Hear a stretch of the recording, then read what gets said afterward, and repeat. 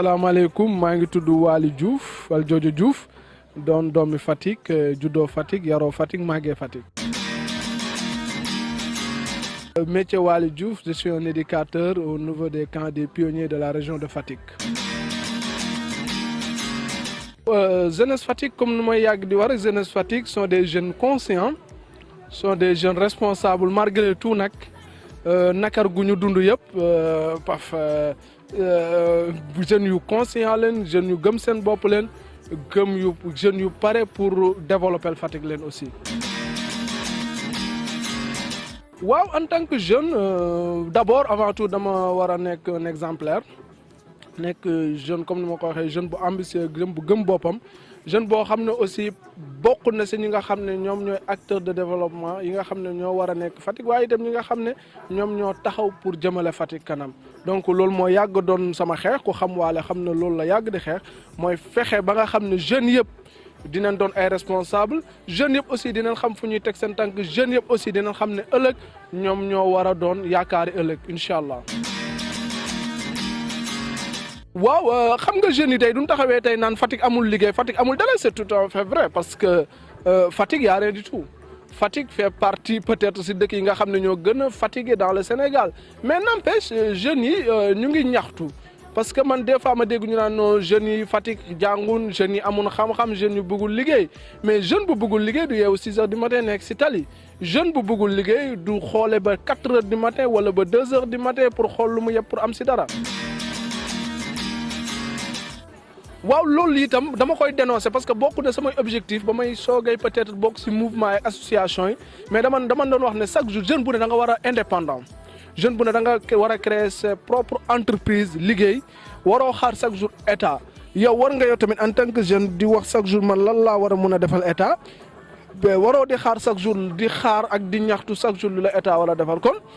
je profite lancer un appel à toute la jeunesse mooy ku nekk na nga jéem a am si loo jàpp avant nga naan état jox ma lenn ak lenn ak lenn parce que état lenn la mun mooy soutenir la si li nga nekk kon jeunes yi avant tout nañ jéem a ut si lu nekk balaa ñuy wax naan état nañu utal dara. waaw xam nga tey doo xoolee tey jeunesse si Fatick ñu bëri dañoo xeeb liggéey. waaw tey pour nga gis tey jeune bu la mun a jaayloo gerte caaf c'est sa xam nga dafa yombul muy jigéen muy góor mais chaque jour dañuy xaar si politique la ñuy xaar pour am dara man je lance un appel nen wuti liggéey nen wuti lu ñu am parce que ndaw da ngay nangoo ñàkk pour mun a jëriñu je pense que c'est très important lu bëri am na côté wàllum commerce mu ngi fi wàllum business mu ngi fi wàllum leneen pourquoi pas jeunes yi lancé wu si loolu dem si loolu dem uti li nga xam ne moom leen am pour mun a ëllëg ñu teral seen papa yi teral seen yaay donc bu mu xaar chaque jour ne non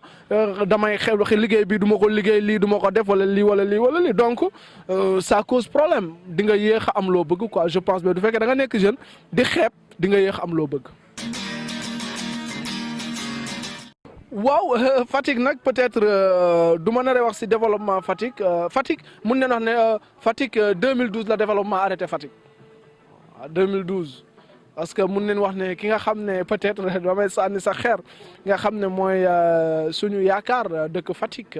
mun wax sax suñu yaakaar mais nga xam ne doomi Fatick la ban ko tey joxee tey lu ñu ko waree tey jox tey dañoo yaakaar ne Fatick dina si bénéficier wu mais mun nañu wax ne tey yaakaar nañ ko si moom bien vrai que yaakaar nañ ko si doomi Fatick mais si moom leen ko gën a yaakaar mais gis nañ ne franchement Fatick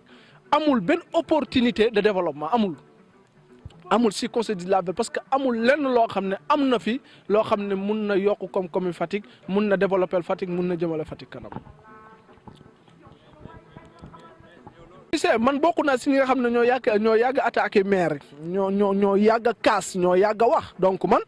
ku ma xam Waly si loolu nga ma xamee mais donc li nga xam ne aussi man li ma d'accord mooy li nga xam ne moom la fi maire yi teg li nga xam ne moom moo mun a doxal économie Fatick neen ko respecté surtout man damay wax si côté moto Jakarta yi si marché si juute yu ñuy fay geneen ak geneen mais neen ko respecté di ko fay. nañ ko respecté di ko fay parce que tey du fekkee ne tey da nga nekk tey si dëkk tey li teraanga tey nga yaakaare ko si biir dëkk boobu noonu te li nga xam ne moom leen teg pour dëkk bi jëm kanam jàppoo si itam du dox mais vrai que man je tacle damay wax li nga xam ne moo jëmul Fatick kanam je suis pas avec le maire je suis pas keneen ak keneen mais li nga xam ne moom moo war aussi nañ ko def maire bi aussi góorgóorlu moom tamit jël ay responsabilités am parce que si tu es maire il faut prendre tes responsabilités say conseils municipaux prendre ses responsabilités ñoom tamit wàcc li nga xam ne moom moo leen war ak population bi ñu def ko mais tey du fekkee ne tey dañoo bëgg tey ne non duñ jàppee tey moto yi wala tey duñ fayee koo juuti nit ñi dinañ sonn mais kañ la Fatick di développé kañ la nit ñi di liggéey tey ñoom tey ñoo war a tey bëgguloo nit ñi liggéey ñoo war a tey fexe ba askan bi itam li nga xam ne moom moo leen war si dëkk bi ñoom tamit ñu def ko quoi je pense que maire bi mairie bi am na si benn part de responsabilité parce que dafa daw ay responsabilités ñoom. nen def seen liggéey nen def seen liggéey nen def li nga xam ne moom la leen loi may waaw ñi war a fay di fay. ñi war a dagg juuti ñu dagg juuti ñu war a def leneen ak leneen ñu def ko mais du ñuy dund naan non kii tey xam nga j'ai eu la chance quand j'ai discuté avec monsieur le maire de Fatick nee naa ko am na yoo xam ne yéen ay responsable yi parce que yéen a toog croiser les bras mi naa ma non c'est que duñ defee lii ma ne ko non je suis pas d'accord du tout monsieur le maire parce que li nga xam ne sa wareef la dañ la dénk dëkk bi pour nga veiller si dëkk bi pour aussi li nga xam ne mooy tax dëkk bi jëm kanam nga jàpp si. mais du fekkee da nga bëgg a toog ne du ma defee lii wala du ma defee lii mais Fatick tey lu ñu si bëgg tey duñ ko am donc c'est très important aussi mairie bi yow tam nen def seen liggéey nen wàcc xam ne ñoom bien vrai que ñun ñooy seen buur ñoom ñooy suñuy jaam mais itam nen liggéey jaam nen wàcc si population bi xam nga dem si seen buur yi laaj leen lu leen war a jox ñu jox leen ko ñoom itam ñu góorgóorlu si Fatick parce que Fatick va pas franchement Fatick ku ko gis xam ne moo doon si dëkk bu gën a dellu gannaaw kon ñoom war nañ mun a am benn taxaw bu nga xam ne war nañ ko taxawee. gouvernement bu bees bi nag koo gis xam ne gouvernement politique la Macky Sall defu remaniement pour Sénégal pour développement Sénégal daf ko def pour ëllëgam da ko def pour wane ne sénégalais yéen ñoroo leen ma ñi ma ñor mooy ñi nga xam ne ñoom laa bëgg a àndal pour njuub njaaj ba am 3e mandat. parce que doo gisee tey gouvernement bi tey ñi nga xam ne tey ñoom tey mooy famille libéraux bi famille libéraux bi donc famille libérale bi dafa doon loo xam ne tey ñoom ñoo ñëwaat pour jiitewaat dëkk bi te ñun tey ñoo doon taxaw di xeex Macky Sall indi leen. pour njuuj njaaj pour xool nan lay nelawalee askan bi man gisuma si dara c'est de tricherie la Macky Sall il a triché pour faire son gouvernement je sais pas xaw ma nag lan la si jublu mais ñun xam neen fu mu bëgg a jëm te ñu ngi ko fay xaar ndax Idrissa Seck mi mu fal Idrissa Seck baf ku ne xam ne jaam la Idrissa Seck ñëpp xam ne jaam la Idrissa Seck dafa taxaw ne man du ma naree ànd ak Macky Sall man lii man lee mais tey gis nañ ko mujj yàq na dari politiciens yi yàq na dari leaders yi waaye itam yaakaar gi nga xam ne sénégalais yi tey au dernier moment joxaatoon nañ ko confiance bi nga xam ne joxaat nañ ko yàq na ko parce que man de ma part personnelle xamoon naa ne Idrissa Seck parce que man je pense que avant liste bi di génn wax naa ne Idrissa Seck du ngeen moytul dina bokk su gouvernement parce que man xamoon naa ko parce que xam naa quel genre la xam naa aussi li nga xam ne moom moo ko ñor moom du namee motard yu ko dar rek namu ay policiers di ko topp namu fu njug ñu taxaw di ko tàccu mu dugg si gouvernement il est naturel comme ça. Idrissa Seck lan lay liggéey si gouvernement bi ku taxawoon ne lii amu fi njëriñ parce que tey bu mu occupé nee na moom amuloo njëriñ. kon lan la fay liggéey amuloon ay objectif pour poste boobu noonu ki nga xam ne man gaw ma ne Idrissa Seck lii ñu ko jox parce que c'est juste pour nekk personnalité juste pour kii mais amu fa benn liggéey du fa liggéey dara te maa leen ko wax fii ak si kanam di ngeen gis ne Idrissa Seck liggéey fa dara. jën yi ñu ngi jël gaal yi di dem donc mu doon loo xam ne lu doy waar la situation bu doy waar la si Sénégal plus de 400 jeunes décédés ndax lan ndax outil lu ñu am. ndax uti lu ñu jox seen wayjur ndax uti lu ñu jox teraanga guñu indi pour tabax Sénégal duñ demee ba jël gel gi di mbëkk géej gi xamal ne amatuñ yaakaar ci Sénégal amatuñ yaakaar ci li nga xam ne moom la gouvernement Sénégal di doxee dañoo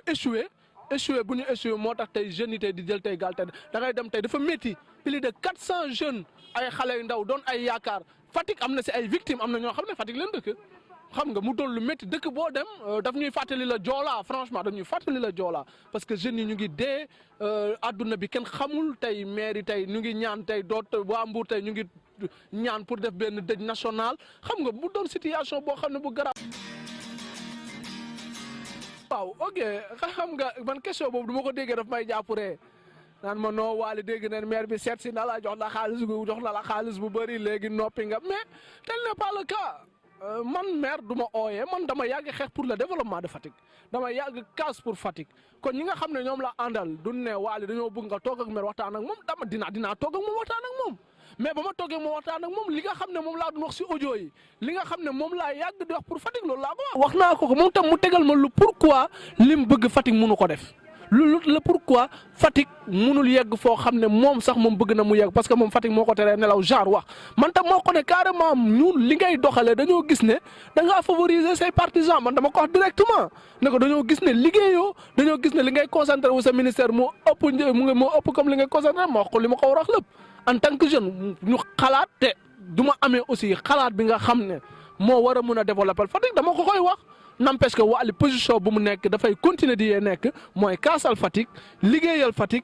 àndandoog jeunesse faticoise ñu jëmale Fatick fu ñu bëgg mu yegg c'est ça mon objectif et incha allah rabbi si loolu laay woy.